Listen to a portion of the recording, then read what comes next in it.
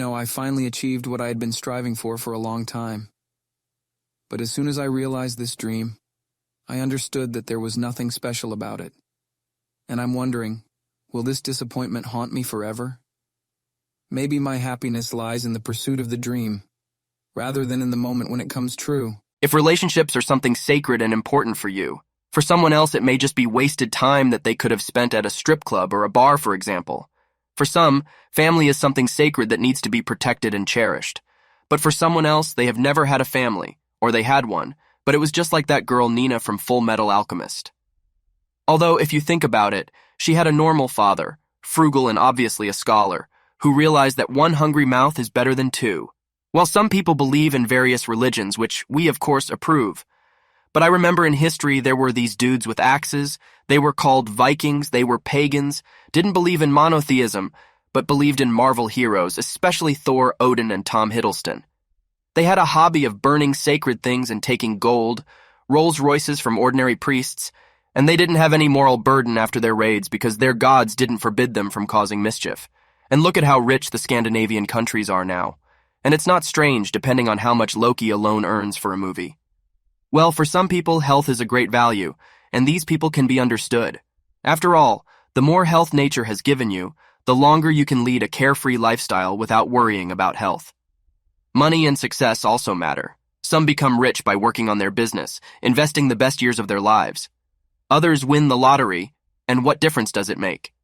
How did you become rich if, in the end, for most people, you will be just a lucky swindler? And in the case of a lottery winner, that's exactly how it is.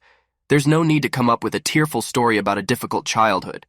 And even if they spend their money on women, parties, and casinos, and in 5 years become broke again, they probably won't be too upset. Well, of course, there will always be those who would say, it's obvious that they're financially illiterate. They should have spent money wisely, invested in stocks or business. But many of those same people couldn't earn money, neither through intelligence nor luck. There is also the concept of right and wrong. For some, right is enjoying a kebab made from a fellow tribesman with a crispy coating and cheese sauce, please. After all, they believe in embracing the best from their own roots, as Vysotsky sang in that song, Prakuka. But for others, it's seen as inhumanity, deserving banishment for a lifetime. They are left only to admire a small fountain. For some, a dog is a man's best friend, while for others, it's just a snack named Sasha, a book soup. It only tastes unappetizing until hunger takes its toll, and all human morality seems to disappear. There is also the concept of honesty and dishonesty. Whether it's honest or dishonest, the strong side prevails regardless of their numbers or possessions. The fact remains as a fact, as Bruce Lee said, I'm not afraid of the person who has practiced 10,000 different strikes. I'm afraid of the person who has a weapon. So set your priorities. Be honest or be alive. Raw strength won't help here. Have you ever wondered why bad people often get away with their actions, while good people often face terrible difficulties? It's not exactly fair, but it is what it is. While you try to impose your values on others, your values are already standing outside the club, smoking a cigarette and flirtatiously winking at other guys who wouldn't mind engaging with them. So, what am I talking about? If you think about it, you can understand that the meaning we attribute to life or its aspects can be nothing more than an illusion. In other words, people seek meaning everywhere just to make existence more understandable. It's God's plan, and we are all here not just by chance, but to fulfill our mission. In principle, it's a very romantic version, and it has its place. Many people feel flattered that their life matters to someone, while others believe in an afterlife. The idea that idiots who jump the line and spoil movie endings will get what they deserve in a sadomasochistic style, with fire, whips, and tentacles. That karma exists in life. By the way, I believe in it, even though it's impossible to prove. People themselves create rules to avoid perishing in the abyss of life's absurdity. Just like in the book about the myth of Sisyphus, those who have read it know what I'm talking about. It's about when a person is simply too lazy or unwilling to understand the meaning of life, so they choose from the options presented to them, and life becomes much easier. Because no matter how much we desire it, there are no universal values. What makes sense to one person may be nonsense to another. And that's normal.